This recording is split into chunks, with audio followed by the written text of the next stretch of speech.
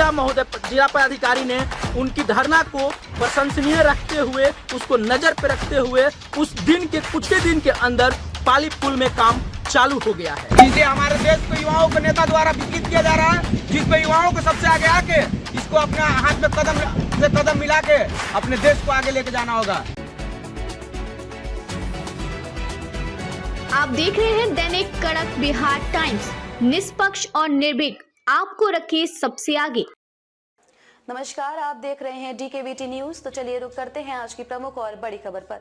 नमस्कार, आप देख रहे हैं दैनिक कड़क बिहार टाइम्स। आइए आपको ले चलते हैं बिहार राज्य के रोहतास, डेहरी, गौर तालाबों की वर्षों से बंद पड़ा डेहरी पाली पुल, जो कि कोई नेता मंत्री, स्थानीय राजनीतिक दलों का किसी का ध्यान नहीं था। हमारे दैनिक कड़क बिहार टाइम्स की टीम पहुंची। वहां के नौजवान इंद्रराज यादव ने आवाज उठाया और आज नतीजा ये है कि पुल पर कार्य बहुत तेजी से हो रहा है। वहां के स्थानीय नेता इंद्रराज यादव से बातचीत करने पर पता चला कि रोहतास डेहरी की जनता DKVT न्यूज को बहुत सारी बधाइयां दे रही हैं। वैसे में आज फिर हमारे कैमरे में कैद हुए युवा एवं सामाजिक नेता इंद्रराज यादव ने स्थानीय विधायक एवं सांसद को क्या कहा और अपने डेहरी विधानसभा के लोगों को क्या संदेश दिए, आइए दिखाते हैं और सुनवाते हैं DK पांडे के साथ शाहाबाद ब्यूरो नीलेश कुमार का रिपोर्ट। नमस्कार, आप देख रहे हैं दैनिक कड़क बिहार टाइम्स और मैं हूं आपके साथ नीलेश कुमार। आइए आज हम ले चलते हैं शहर डेहरी की ओर, जहां 26 जनवरी को गणतंत्र दिवस के दिन हमारे DKVT न्यूज की टीम जब डेहरी ऑनसोन में बंद पड़ा हुआ पाली पुल के पास पहुंचा था, तो वहां जाकर बहुत सी खबरें को इकट्ठा किया गया था, जिससे कि यह पता चल पाए कि यहाँ सरकार क्या कर रही है और कैसे कर रही है। जो कि सालों से बंद पड़ा हुआ पाली पुल, जो कि निर्माण का कार्य 26 तारीख को हम लोगों ने DKVT की टीम ने इस चीज़ का मुआयना किया, निरीक्षण किया, जिसमें यह पता चला कि यह पुल कई सालों से बंद है। इसकी जानकारी हमें यहाँ के युवा नेता द्वारा दी गई थी, जो कि यहाँ के जस्ट बगल में यहाँ के वर्तमान विधायक फतेह बहादुर का भी आवास है, लेकिन उन्होंने कभी भी हमारे चैनल को ये सूचना नहीं दी कि आप लोग आइए और देखिए और बिहार सरकार के प्रति लोगों को क्या रुझान है यह देखेंगे। लेकिन यहाँ के युवा प्रत्याशी, काराकाट लोकसभा के भावी प्रत्याशी, जो कि एक बार उन्होंने लोकसभा का चुनाव लड़ लिया है, जिसमें उन्होंने अच्छा किया था, उनकी सूचना के अनुसार हमारी टीम डेहरी ऑनसोन में पहुंचती है और वहां बंद पड़ा हुआ पाली पुल का निरीक्षण किया जाता है। तो हम लोगों ने पाया कि वहां निरीक्षण में यह कि सालों से बंद पड़ा हुआ पाली पुल चालू कराने के लिए हमारे चैनल ने सरकार से गुहार लगाई, जिला प्रशासन से गुहार लगाई। उसमें हमारे चैनल को सम्मान देने वाले हमारे इंद्रराज आज भी पाली पुल पे उपस्थित हैं। आइए हम उनसे जानते हैं कि उनके मन में ये कैसे सुझाव आया कि इस चीज का धरना उन्होंने 26 जनवरी को ही दिया, जो कि गणतंत्र दिवस मनाया जा रहा था। उस दिन उन्होंने एक विशाल धरना के रूप में दिया और सरकार उनकी धरना पे जिला प्रशासन ने, जिला पदाधिकारी ने उनकी धरना को प्रशंसनीय रखते हुए, उसको नजर पे रखते हुए उस दिन के कुछ ही दिन के अंदर पाली पुल में काम चालू हो गया है, जिसको मैं दिखाने जा रहा हूं। नमस्कार। सबसे पहले आपको चैनल को मेरा नमस्कार, और मैं आपको सबसे पहले बधाई देना चाहता हूं कि आपके चैनल के माध्यम से इस न्यूज़ को चलाया गया, जिस न्यूज़ का इफेक्ट पूरे बिहार में रहा। और हम सबसे पहले DIG सर को भी धन्यवाद करना चाहते हैं, जिनको मैंने अपने धरना प्रदर्शन में रोका था और उनको एक फूल दिया था और बोला था कि ये लीजिए फूल, और कब चालू होगा पाली पुल का माध्यम से हम लोग उनको जागरूक करने का काम किए थे। और उन्होंने मेरी बातों को पूरे मजबूती से लेकर पाली पुल का कार्यक्रम 28 फरवरी से उन्होंने पाली पुल में कार्य स्टार्ट करवा दिया। इसके वजह से हम उनको बहुत बहुत धन्यवाद देना चाहते हैं और आपके चैनल को भी बहुत बहुत धन्यवाद देना चाहते हैं कि आज पाली पुल हम लोग का चालू मतलब कि कार्य इसका प्रारंभ हो चुका है। जो कि कितने साल से बंद था? ये 2 साल से 3 साल से करीब बंद था और इस पे किसी लोगों का ध्यान नहीं था और कोई भी लोग इस पे कोई टॉपिक बात ही नहीं करते थे। जबकि यहाँ बहुत सारे लोग बोले कि 26 जनवरी है, आप आज धरना नहीं देना चाहिए, लेकिन मैंने सोच लिया था कि 26 हो या 27 हो, हमको काम जनता के लिए करना है। और इसके लिए DIG सर को पुनः हम धन्यवाद देना चाहते हैं, उन्होंने मेरी बात को मजबूती से लिया और पाली पुल में पुनः आप सब देख रहे हैं कि काम लग गया है और ये काम हमको लगता है 90 दिन के अंदर खत्म हो जाएगा। इसके लिए इंदिरा जी, हम जानना चाहेंगे कि आप ही ने आवाज क्यों उठाया? देखिए, यहाँ पे बहुत सारे प्रत्याशी हैं जो कि आपने एक बार में लोकसभा चुनाव के लिए निर्वाचन किया था, उसके बाद आप ही ने ये आवाज क्यों उठाया? देखिए सर, मेरा तो सबसे बड़ा बात यह है कि आवाज़ उठाने की जो बात होती है, डेयरी में कोई भी कमी आएगा, डेयरी के लिए अगर कुछ भी करना होगा तो सबसे पहले हम खड़े होंगे, चाहे यहाँ के विधायक हो, सांसद हो, जो भी हो, हमको उनसे नहीं मतलब है। क्योंकि हमको पता है कि विधायक और सांसद बन के क्या कर रहे हैं, युवाओं को सिर्फ बर्बाद कर रहे हैं। युवाओं को एक भी युवा, जब देश का बर्बाद हो जाएगा तो युवा, आने वाला पीढ़ी देश का खत्म।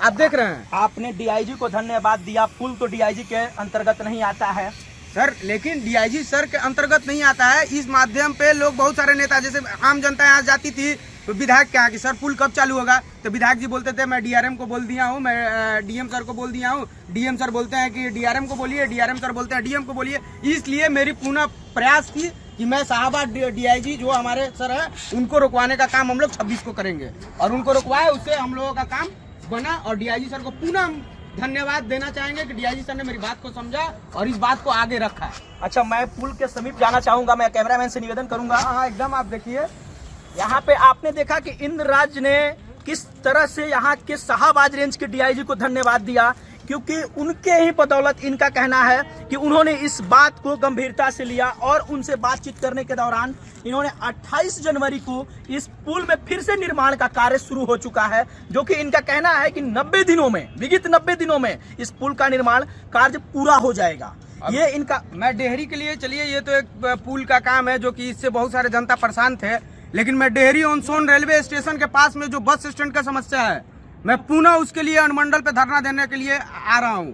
और मैं डीएम मैम से आग्रह करूंगा कि मैम जितना जल्द हो बस स्टैंड का निर्माण कराया जाए, जाम से लोगों को समस्या को छुड़ाया जाए। राज्य सारा चीज का निर्णय धरना ही होता है क्या?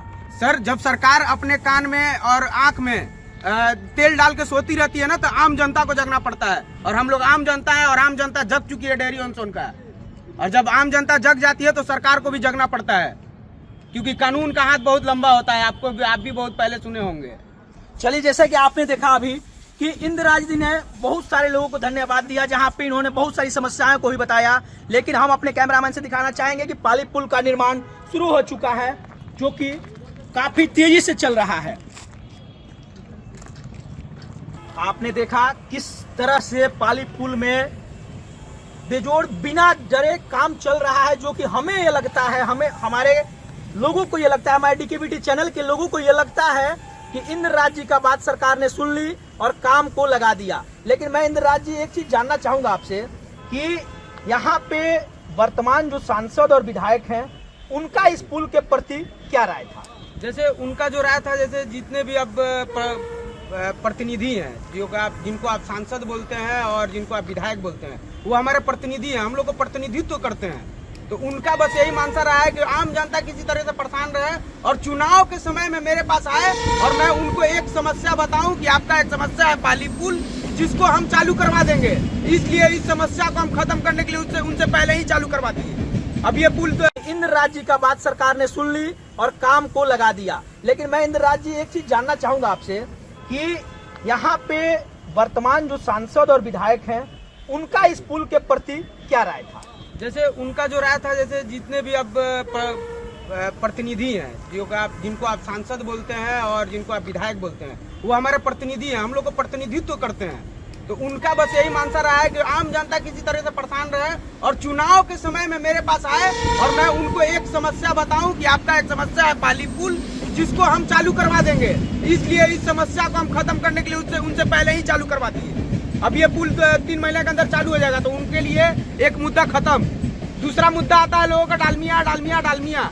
जितने भी सांसद विधायक आते हैं, ये इन लोगों से नहीं हो पाता है। लेकिन ये पहला एजेंडा हम लोग का है कि अगर हम लोग सत्ता में आते हैं तो सबसे पहले डालमिया को मजबूती से चालू कराएंगे, जो कि एशिया का सबसे बड़ा फैक्ट्री है। आपको बता देते हैं कि जिस देश का युवा अगर अपने रास्ते से विचलित हो जाता है, उस देश का निर्माण कभी अच्छा नहीं होता है। इसलिए हमारे देश को युवाओं को नेता द्वारा विचलित किया जा रहा है, जिसपे युवाओं को सबसे आगे आके इसको अपने हाथ में कदम से कदम मिला के अपने देश को आगे लेके जाना होगा, राष्ट्र को आगे करना होगा। इसलिए आपको आप युवाओं को जितना छोटा समस्या नजर आता है, उस समस्या को सॉल्व करना सबसे ज्यादा जरूरी है। आपने बार बार धरना का उदाहरण दे रहे हैं। हमें तो ऐसा लगता है कि धरना देकर आप अपना पहचान, अपनी छवि को और ऊंचा ले जाना चाहते हैं। नहीं नहीं सर, मेरी छवि और मेरी पहचान क्या है? मैं इस देश के माटी, बिहार के माटी से जुड़ा हुआ लाल हूँ और इसी माटी में रह जाना है। मेरा बस उद्देश्य ये है कि जागो युवा जागो, धरना देना हो, कुछ भी करना है, आगे आओ। आगे आओगे तब तुम्हारे लिए कुछ होगा, नहीं तो सरकार सिर्फ तेल में कान में तेल डाल के सो रही है और आंख में तो पता नहीं क्या डाली है। नजर से सब कुछ दिखाई देता है लेकिन नजरिया नहीं समझ में आता रहा है। उसके बारे में आपका क्या मानसिकता? मेरा मानसिकता यही है कि यहाँ कोई भी आएंगे, जिनको काम करना है वो आए, और नहीं तो हम लोग खुद रेडी हैं। तो आप भी चुनाव लड़ने के लिए रेडी टू फाइट सर। अगर मेरी बात को, मेरी आवाज को वहाँ तक नहीं ले जाया जाएगा जहाँ तक युवाओं को आवाज को पहुँचाना है, मैं फाइट करने के लिए तैयार हूँ और उसके लिए चाहे जिस चीज के लिए फाइट करना पड़े। 2025 में क्या आप चुनाव लड़ने के लिए तैयार हैं? सर जनता का आदेश आएगा तो मैं जरूर आऊंगा, क्योंकि मैं जनता के भरोसे लड़ेंगे चलता या हूं। निर्दलीय लड़ेंगे? सर मैं पार्टी वोटी का तो मैं बात ही नहीं जानता हूँ। पार्टी क्या होती है? पार्टी में जाएंगे तो जाति की बात होगी, और जब जाति की बात होगी तो इंसानियत खत्म हो जाएगी। इसलिए मैं किसी पार्टी का बात नहीं करना चाहता हूँ, क्योंकि मैं एक इंसान हूँ और मैं इंसानियत पे आना चाहता हूँ कि काम हो, जनता परेशान नहीं हो। अभी दिल्ली में बीजेपी ने सरकार बना लिया, इसके बारे में आप क्या कहना चाहेंगे? अब सर देखिए, बीजेपी की जो सरकार बन रही है, हो सकता है कि दिल्ली में जो हुआ हो, केजरीवाल जी का जो दारू घोटाला हो, जो शिक्षा माफिया वहाँ पे जो पनप रहे थे, इसकी वजह से दिल्ली के लोग उनको जवाब दे दिए। अच्छा, यहाँ के वर्तमान विधायक जो हैं फतेह बहादुर, उनके बारे में आप क्या सोचते हैं? सर फतेह बहादुर शायद फटे बहादुर हैं। हम क्या तो बस उनका उनके बारे में टिकट इतना ही कटने की जानते हैं। संभावना है आपके हिसाब से? अरे मैं थोड़ी ना मालिक हूँ राष्ट्रीय जनता दल का कि उनका टिकट मैं आपके दूंगा। हिसाब से आप जैसे कि लोगों के बीच काफी आगे रह रहे सर हैं, मैं एक बात धरना बताऊं, काफी कर रहे मैं हैं, तो फतेह बहादुर सिंह के बारे में बस यही कहना चाहूंगा कि वो धर्म के प्रति टिप्पणी करना बंद कर दे, नहीं तो अधर्मी उनको हम करार दे देंगे और उनको धर्म से बाहर करा देंगे। जब 26 जनवरी को एक युवा नेता धरना देता है, इसका मतलब यह है कि देश का युवा जग चुका है। इसलिए मैं पूछना चाहा कि आप यहाँ के वर्तमान विधायक को क्या देखते हैं? सर मैं वर्तमान विधायक को बस यही बताना चाहता हूँ कि सर अपना बुढ़िया बिस्तर बांध लीजिए और फिर से पुनः धान के काम स्टार्ट कर दीजिए, क्योंकि फिर आपका खबरों में अब तक के लिए बस इतना ही। फिर होगी आपसे मुलाकात ऐसी किसी बड़ी और खास खबर के साथ। तब तक के लिए नमस्कार और देखते रहिए DKBT न्यूज।